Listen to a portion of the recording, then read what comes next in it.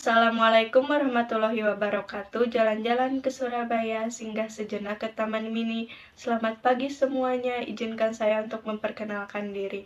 Perkenalkan, nama saya Yulia Rifana Friska, bisa dipanggil Yulia. Saya di sini sebagai moderator dan izinkan saya untuk memperkenalkan rekan-rekan saya. Ada Eli sebagai pemateri 1, Novia sebagai pemateri 2, Yusuf sebagai pemateri 3, Zahra sebagai pemateri 4, Rio sebagai pembaca kesimpulan, Ergi, Jamir, dan Pandu sebagai penyanyi.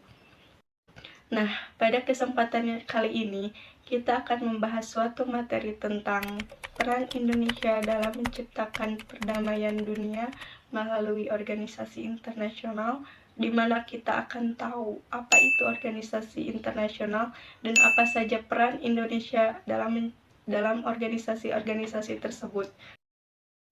Sebelumnya, apa sih sebenarnya organisasi internasional itu?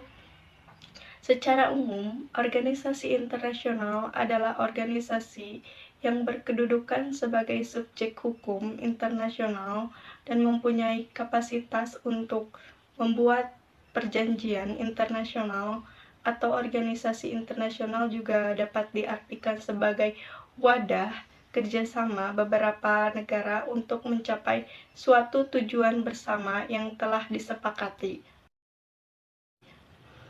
Untuk contoh organisasi internasional itu sebenarnya ada banyak, tapi yang akan kita bahas sekarang hanya 3 organisasi saja, yaitu Perserikatan Bangsa-Bangsa PBB, ASEAN, Gerakan Non-Blok. Untuk pengertian dan lain-lain mengenai materi ini, saya persilahkan kepada Eli pemateri 1 untuk menyampaikan materi yang pertama, yaitu mengenai organisasi PBB.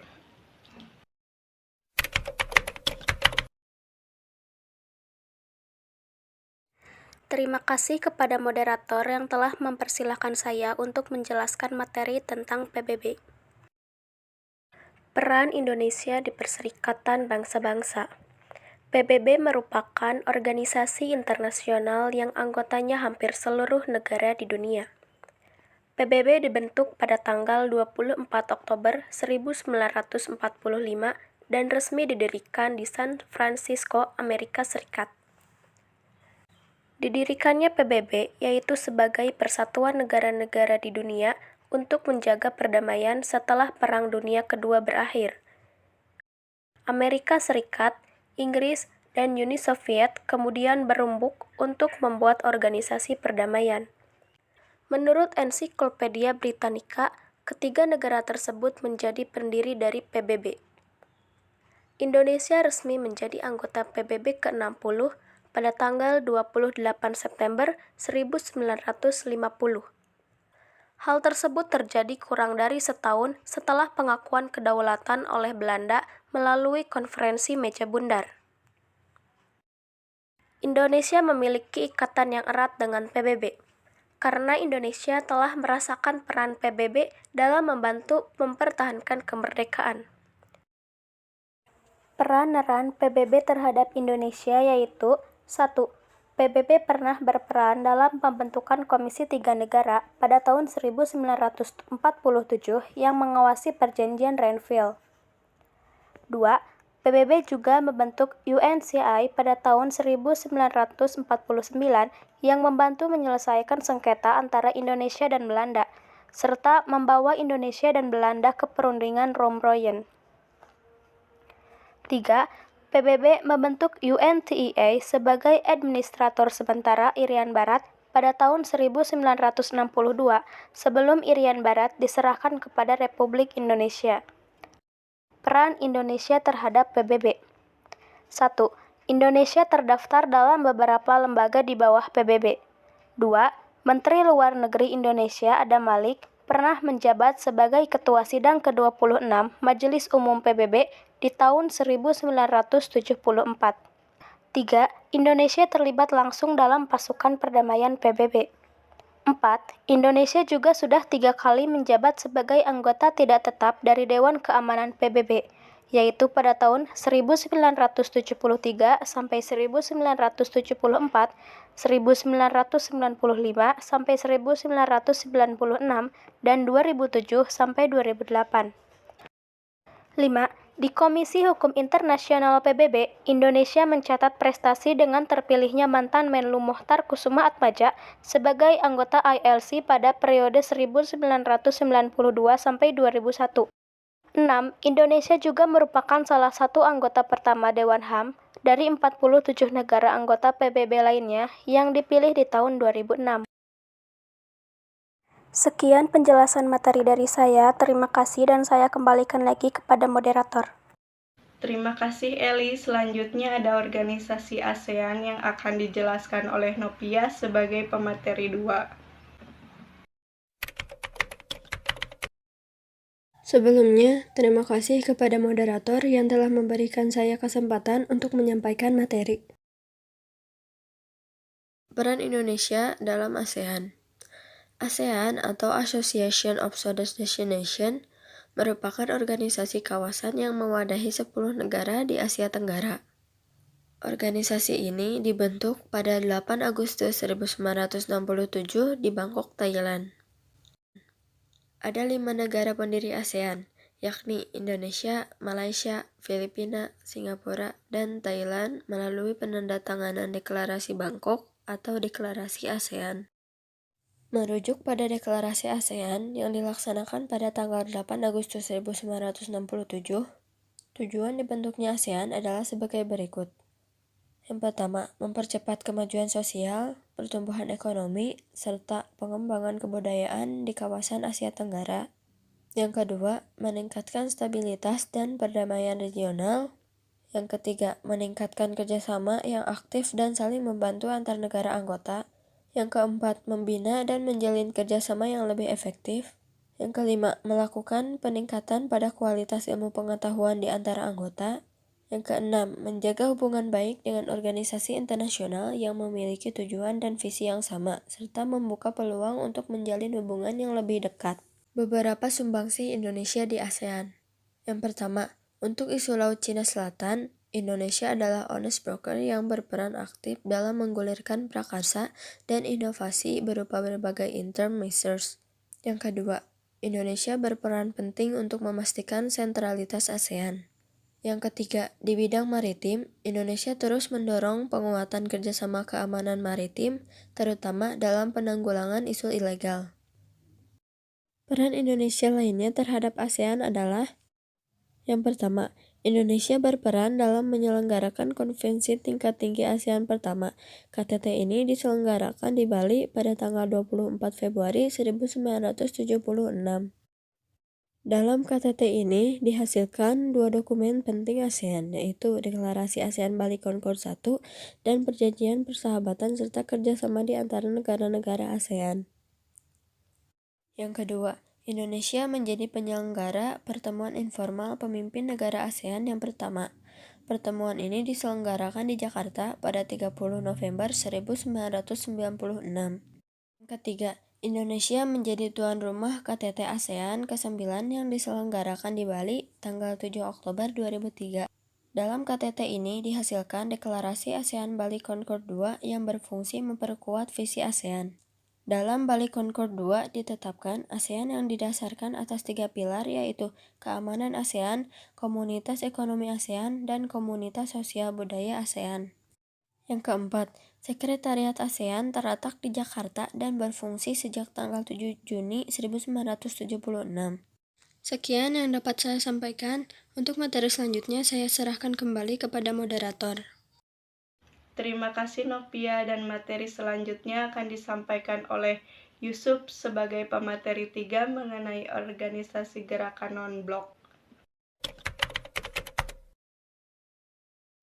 Sebelumnya, terima kasih kepada moderator yang telah memberikan saya kesempatan untuk menyampaikan materi. Di sini saya akan menjelaskan tentang peran Indonesia dalam gerakan non-blok. Mengutip dari buku 99% Sukses yang disusun oleh tim Guru Eduka, gerakan non-blok dibentuk karena dunia terbagi menjadi 2 blok, yaitu blok barat yang menganut paham liberal yang dipimpin oleh Amerika Serikat dan blok timur yang berpaham komunis yang dipimpin oleh Uni Soviet. Kata non-blok diperkenalkan pertama kali oleh Perdana Menteri India Nehru dalam pidatonya tahun 1954 di Colombo, Sri Lanka. Dalam pidato itu, Nehru menjelaskan 5 pilar yang dapat digunakan sebagai pedoman untuk membentuk relasi Sino-India yang disebut dengan pensil. 5 prinsip tersebut adalah 1. Saling menghormati integritas teritorial dan kedaulatan. 2. Perjanjian non-agresi. 3. Tidak mengintervensi urusan dalam negeri negara lain. 4. Kesetaraan dan keuntungan bersama. 5. Menjaga perdamaian. Gerakan non-blok sendiri bermula dari sebuah konferensi tingkat tinggi Asia Afrika, sebuah konferensi yang diadakan di Bandung, Indonesia pada tahun 1955.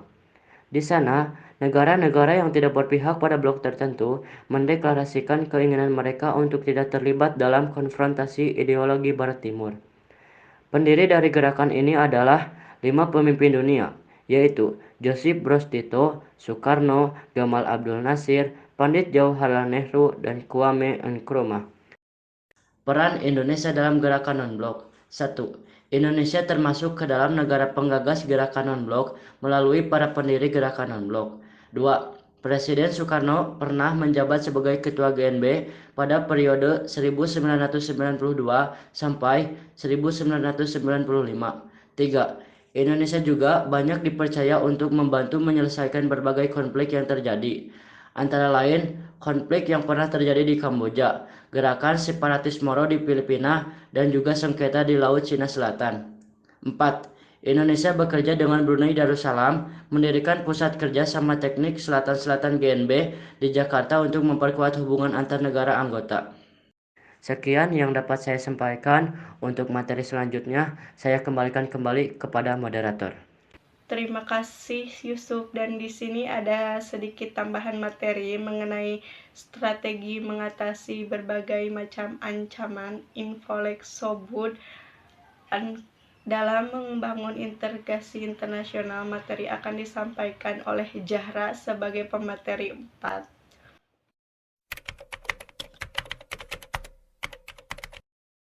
Terima kasih kepada moderator yang telah mempersilakan saya untuk menyampaikan materi. Strategi mengatasi berbagai ancaman terhadap Infolexobud-Hankam dalam membangun integrasi nasional. Indonesia sebagai bangsa yang besar harus mempunyai sikap yang tegas terhadap segala pengaruh negatif yang datang dari luar. Hal itu penting dilakukan untuk menjalankan strategi pertahanan dalam melengkapi berbagai macam ancaman. Strategi yang dilakukan bangsa Indonesia adalah sebagai berikut. 1. Strategi mengatasi ancaman di bidang ideologi dan politik. Indonesia sebagai negara yang menganut paham demokrasi Pancasila harus menumbuhkan pemerintahan yang kuat, mandiri, dan tahan uji, serta mampu mengelola konflik kepentingan. Bangsa Indonesia harus mampu menunjukkan eksistensinya sebagai negara yang kuat namun tidak meninggalkan kemitraan dan kerjasama dengan negara lain. Untuk mewujudkannya, bangsa Indonesia harus mewujudkan hal-hal sebagai berikut. Mengembangkan demokrasi politik, mengaktifkan masyarakat sipil dalam arena politik, mengadakan reformasi lembaga-lembaga politik, memperkuat kepercayaan rakyat dan cara menegakkan pemerintahan yang bersih dan berwibawa, menegakkan supremasi hukum, dan memperkuat posisi Indonesia dalam kancah internasional.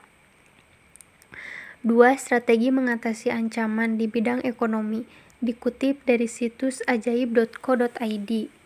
Strategi yang harus dilakukan untuk mengatasi ancaman di bidang ekonomi adalah menciptakan lapangan kerja yang bersifat padat karya, menjalankan program transmigrasi, meningkatkan produksi dalam negeri sebagai pengganti produk impor, dan menciptakan pendidikan berbasis anti korupsi. 3. Strategi mengatasi ancaman di bidang sosial budaya. Dalam menghadapi pengaruh kebudayaan dari luar yang dapat membahayakan kelangsungan hidup sosial budaya, bangsa Indonesia berusaha memelihara keseimbangan dan keselarasan fundamental, yaitu keseimbangan antara manusia dengan alam semesta, manusia dengan masyarakat, dan manusia dengan Tuhan.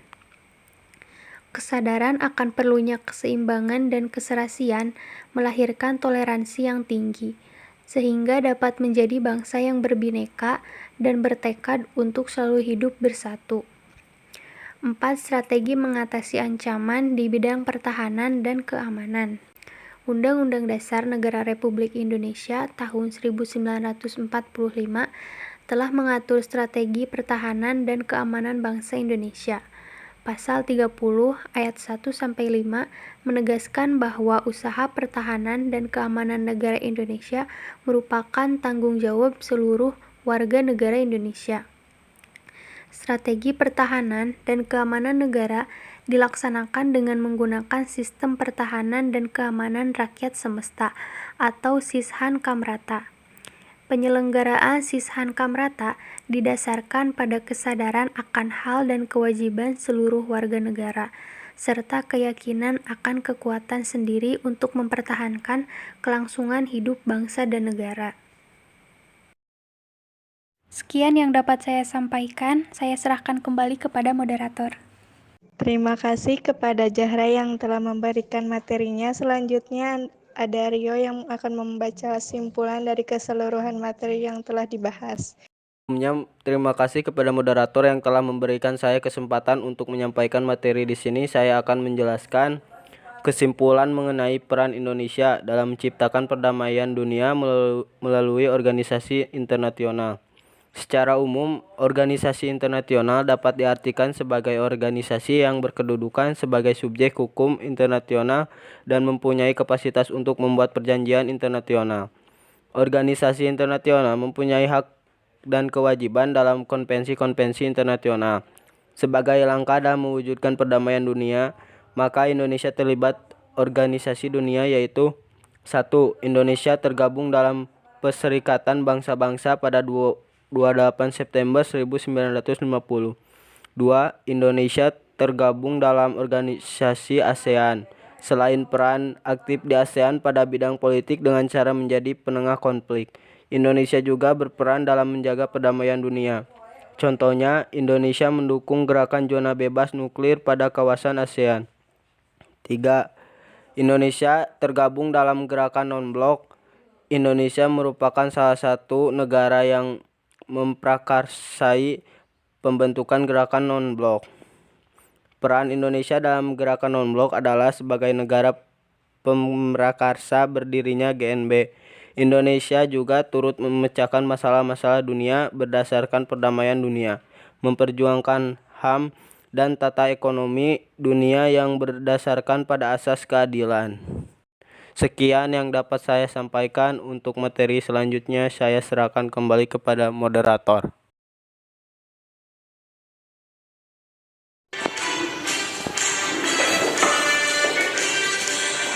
Garuda Pancasila, akulah pendukungmu, patriot proklamasi, sedia berkorban untukmu. Pancasila dasar negara, rakyat adil makmur sentosa, pribadi bangsaku. Ayo maju, maju, ayo maju, maju, ayo maju, maju.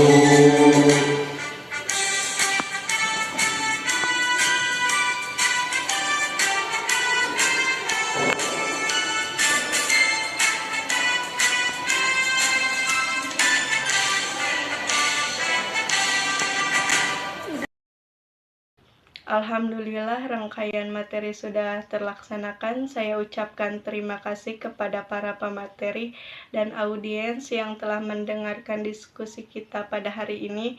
Maka dari itu saya ucapkan terima kasih dan wassalamualaikum warahmatullahi wabarakatuh.